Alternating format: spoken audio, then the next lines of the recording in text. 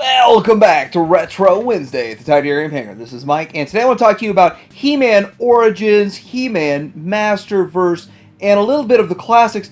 What I want to say is that no, this isn't vintage, but it's as close to vintage as you're going to get for He-Man on the shelves today, and it looks like vintage. It looks really good. I'm excited. I'm all in on this. I wasn't at first, but now I am, and it looks like it's going to be a lot of fun. It's going to keep going for a while, so we're going to talk all about this coming up.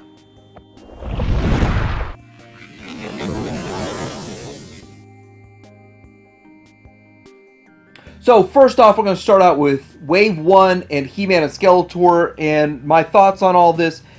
Now, I actually got rid of my vintage stuff because the figures wouldn't stand up very well. I just didn't like the build, the squatty look. This fixes a lot of problems with vintage, and it actually fits in with the vintage and the retro and looks great. So there's a lot of good things going for it. I'm going to tell you a few more things I like about it as we go. But starting with this, you have a He-Man and Skeletor that are straight packs that are going to be on the shelves, and you can get them anytime you want. You can walk into pretty much any Target in the U.S. I don't know about other countries, but in the U.S., most Targets, most Walmarts have a handful of Skeletors and He-Mans. I mean, you're probably sick of looking at Skeletor and He-Man right now as that's going on. But as for that, they look good, they're built well, and I like the articulations.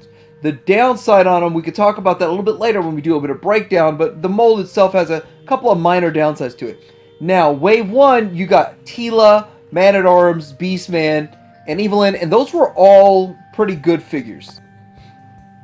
So, that's an alright character selection. You're going after some really common stuff from back in the day. So you could probably find all those vintage for a good price anyway, but those are characters everybody wants represented. So right out the gate, they're representing very common, but yet upgraded figures, upgraded from the day.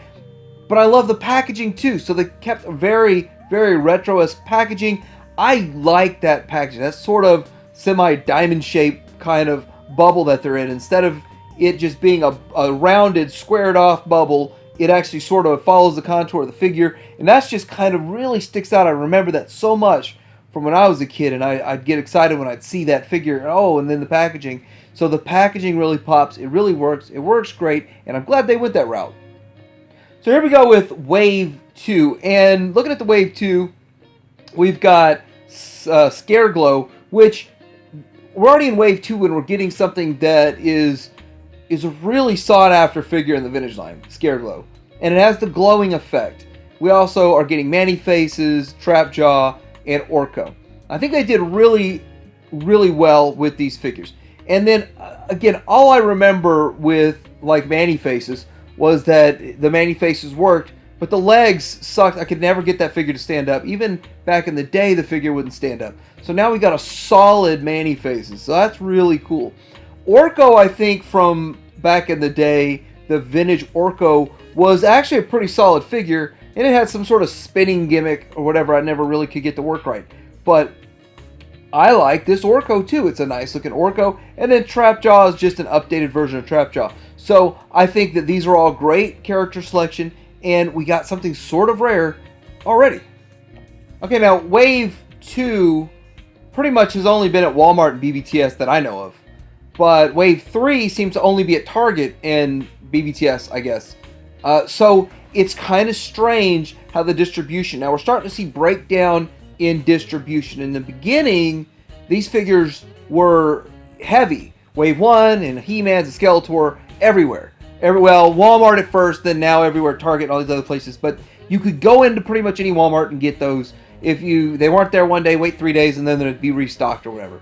But now they're actually getting harder and harder to find now that there's a broad, widespread distribution. Allegedly, you could get them at any one of these retailers, and it's getting harder to find. Now, maybe they're making the same number, but spreading it out over all of the retailers does kind of make it harder to find because there's less coming in. 1 case of 4 coming in. So we got, in this Wave 3, Roboto, and that thing is cool. The inner workings of it are really cool. It's a lot of fun there. We've got Merman, and that's exactly what I remember of Merman. I think the colors are a little bit brighter on this Merman than I remember from the original Merman. I remember them being a little bit darker, a little more muted on the original vintage one. And then we got Zodak there, which is kind of cool. He plays. He's not a good or a bad guy. He's just kind of in the middle. That's my understanding of the character. And then She-Ra. So now this is where they start throwing in stuff that's not really in Masters Universe. She-Ra is sort of its own thing. And so there we go. Throwing in some She-Ra. She looks cool. She's a cool looking figure. And I like that they represented her this way. Now I found this wave at Target also. This is wave 4 with Ninjor, Stratos, Cyclops. Is it Cyclops? And Hordak. What am I saying? It's Triclops. Why do I call him Cyclops? Triclops. Anyhow, this is a really cool wave too. You've got a lot of good figures in there. And then Hordak, and there's going to be more of him coming, which is interesting that it's even in this line.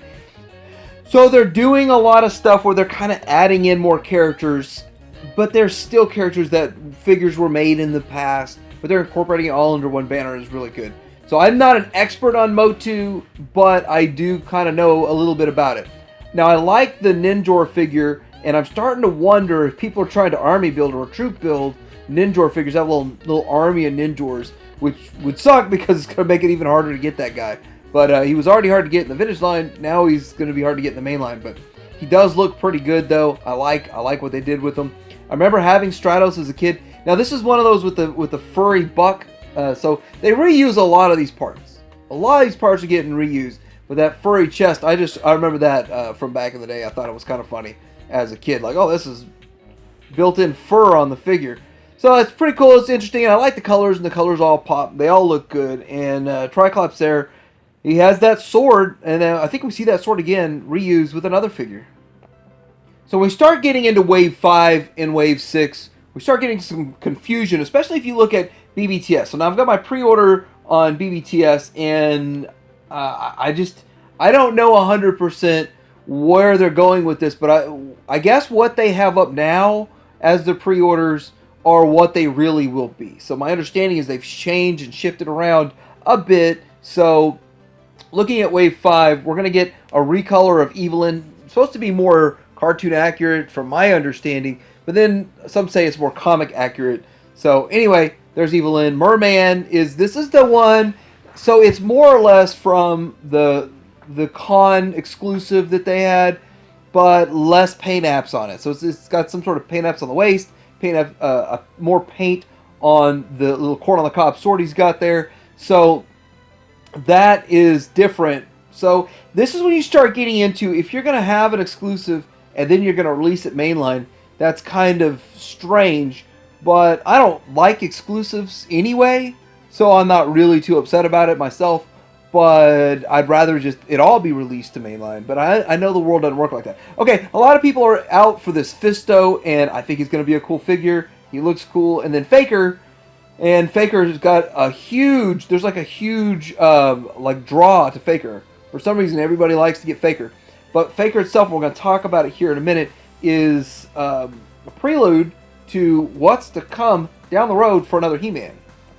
Okay, so we're getting a green-colored Teela as the Green Goddess, and that is from the comic book, from my understanding.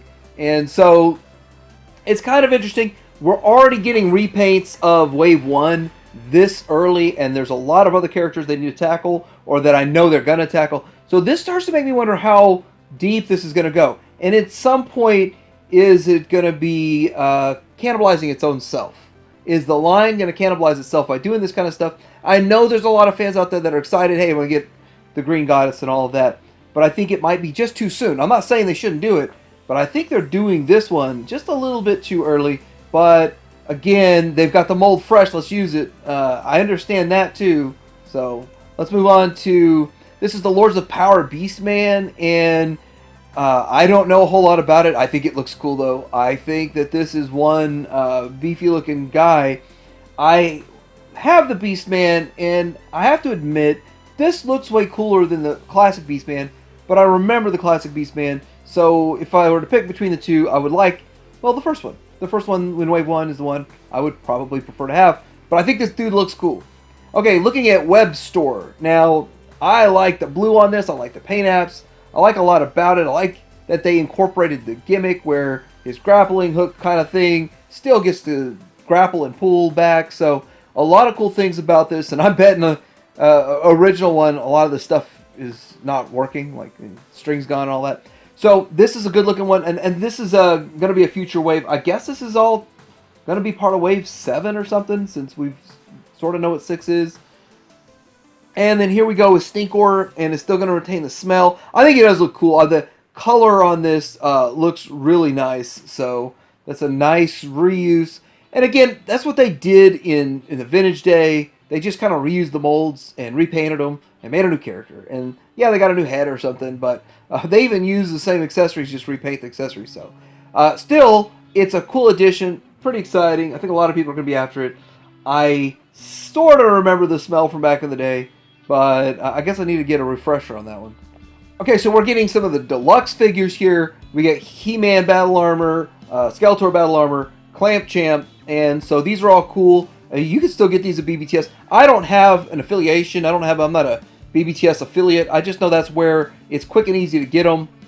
It's still, you have to pay a couple bucks more, and I'd rather find them in the wild and save money and then use the red card and basically not pay tax for the most part. But paying the premium plus all that. Anyway, the thing about these, you get the extra head, and a lot of people want that extra head. And with the He-Man, you get that extra head. And this is probably going to upset some people, but you're going to see they're going to reissue He-Man's again. And when they reissue He-Man, he's going to have the standard head. Now, this one here is the one with the first head, but they're going to reissue He-Man with the original vintage style head. And that's just going to be the mainline release down the road, later on this year. And so, if you've already bought the first one, wishing you had one with a good head, now you're going to want to buy another He-Man just to get that head. So it's kind of frustrating for collectors in a way, but on the other hand, they've listened to what we said, and now we get it, so you have an option. I don't know, it's kind of one of those back and forth weird kind of things. So another deluxe figure is going to be Ram Man. Well, Ram Man's already out, and there's going to be a Mosquitor coming up, and I don't have the picture of the Mosquitor, but it's going to have all the same kind of gimmick with the blood in the chest, and some blood sucking on He-Man and kind of stuff. That's interesting too.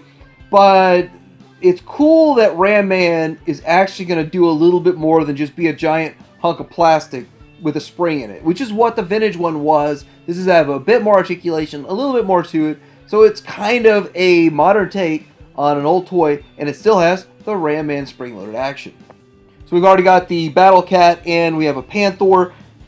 And these both look good. They have a bit of articulation. We're going to see a better coming also with the Masterverse line. So it's kind of one of those things that we got something good. We're getting something really good. And we've got a huge mixed bag coming up in that Multiverse or Masterverse line. We're going to talk about that here in a little bit. And the Panther looks good. So I kind of like both of these. For 25 bucks, I don't think it's really bad.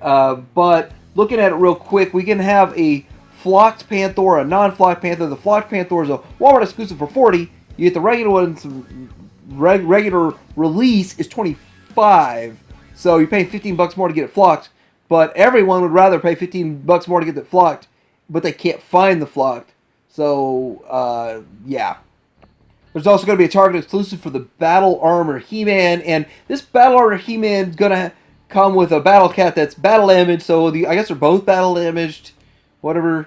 It's kind of interesting. It's kind of cool. Glossier paint and all that. But it's going to be Target exclusive and a little bit more expensive. Speaking of exclusives, this Saturday we're going to be able to pre-order PowerCon figures. And I guess you go to the PowerCon site. So my buddy's supposed to be ordering me an extra one of these. So if he gets it, he gets it. If he doesn't, he doesn't. I really only care about the one with the castle one. I kind of want the faker and the duplicate, but I was gonna be in on the Horde Trooper stuff, but it's 150 bucks for that top 4-pack, and you got recolored Horde Troopers and Hordak and then Grizzlor and all this, and of course it's all gonna be available in different colors and different variations at retail. But $150 for 4 figures, that's more than twice what it should be. Am I missing something? Or do we get 2 of each figure or something? Because that's just a lot of money in my opinion. As for some vehicles, we got the Sky Sled. Sky Sled is pretty cool, and you can change the panels to make it a good Sky Sled or a bad guy Sky Sled. So good or bad, it's got its own stand, and there's a reason to get 3 sky sleds. Now it doesn't have the rest of the vehicle that came with the vintage one, and it won't plug into the vintage one, but it's okay. It's cool. The sky sled's all we need, I guess. I do like that there's a Prince Adam included, and will we ever get like a vintage Prince Adam head? And we got the Land Shark getting remade, and I understand some people already have it. Some people still have it on pre-order. I haven't ever seen it in the store. If I did see it in the store, I would probably picked it up, but I haven't seen it yet. So anyway, it looks pretty cool. I see these all the time. You can still get a vintage one for real cheap, for a pretty good price. I got like a $10 attack track that works. So some of these vehicles and a lot of the stuff from the vintage is still reasonably priced. So it's just kind of nice to see the modern take on the vintage one and to do like comparisons and stuff. Wind Raider. So we got a Wind Raider coming in, and that again, I got one of these real cheap. I don't even know, like $5. I think I still found the sticker on it or something, like $5, and it was only like last year or something.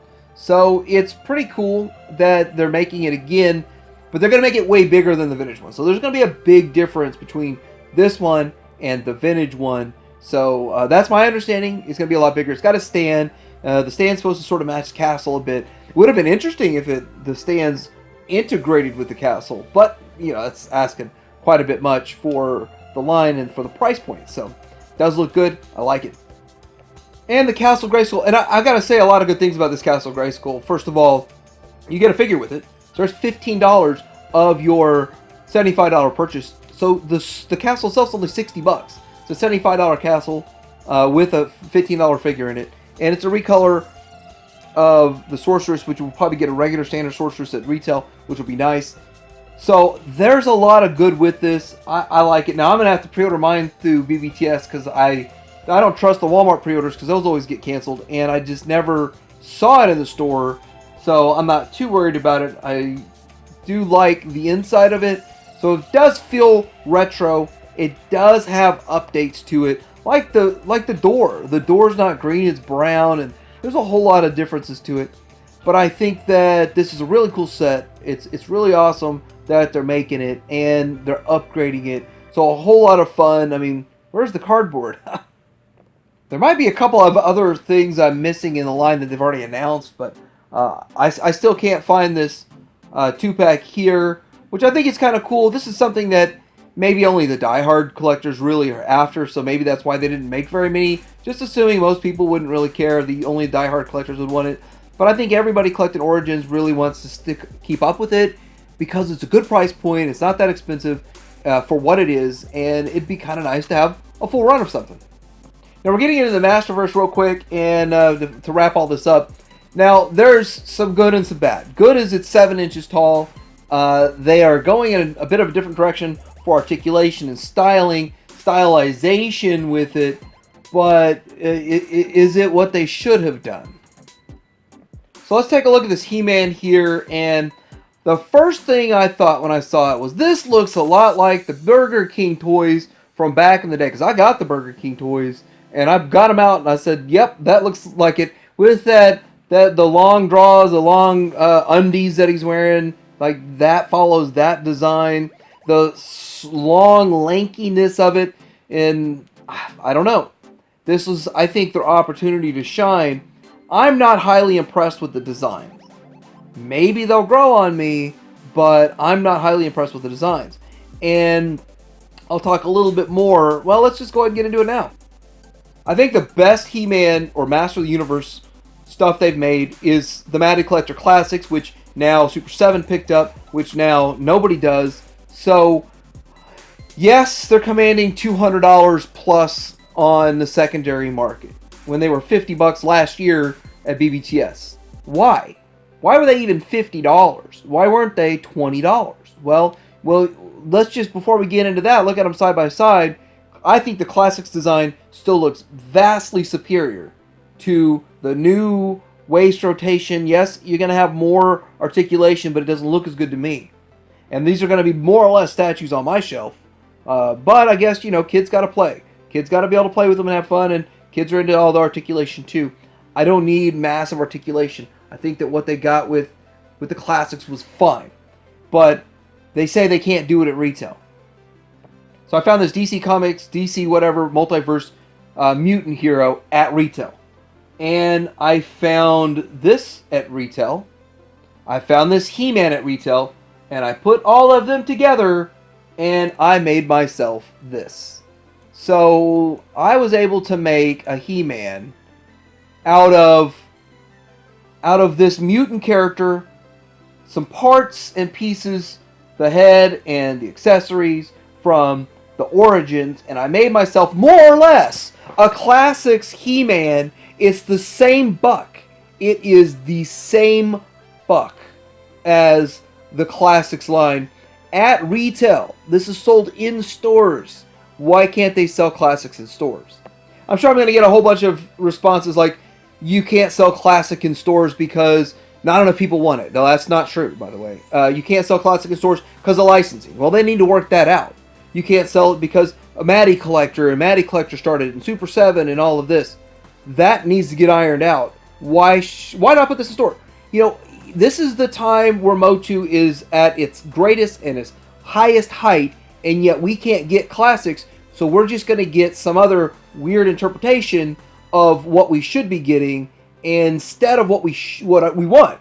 So we're, again, not going to get what we want. We're going to be fed something else instead of that. Now you have to go make your own. I'm going to make my own Classics figures if I can't buy. I'm not spending $200. I'm out at $200 a figure for 100 figures. I mean, what is that, 20 grand, some crazy nonsense? So back to these Masterverse figures. I don't think that they're completely horrible, but I think they screwed up the He-Man. The Skeletor is sort of, it's okay, I guess. But for a collectible, this is more of a collector line than just targeting the kids. Because they have a kiddie line coming I'm not even going to bother talking about. But I really think they should have just gone full-on Classics with it. And they didn't. And maybe I'm wrong. Maybe I'm completely wrong. Mike, why would you expect Classics?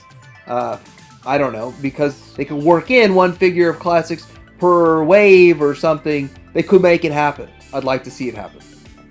But I guess I'll just start collecting taller versions of the old Burger King toys. So here I am collecting taller versions of the old Burger King toys. Burger King saw the future, and the future was Masterverse. I'm excited. How about you? Maybe Skelegod will change it all. I guess Skelegod is this new weird looking thing. He is kind of cool. I will admit. The design is cool. I don't know anything about the lore. And so out of all of it, this is the coolest thing in the multiverse that I've seen so far. And we do actually have one more really cool thing for multiverse. We got a Battle Cat that looks like a good cringer. It's going to be bigger, more articulated, more expensive, $40. If you're used to that $25 Battle Cat, yeah, now you might want to get that while you can or grab one on sale. But this guy, $40 is a lot of money, but I think it's going to be up there with kind of the Classics level. So if we're going to the Classics level on this, I just wish they would have done the extra effort to go Classics level on the figures. So what do you think about the current state of Motu Origins? Does it get you excited about the retro feels? Happy Retro Wednesday. Like, subscribe, let me know in the comments below. Hanger out.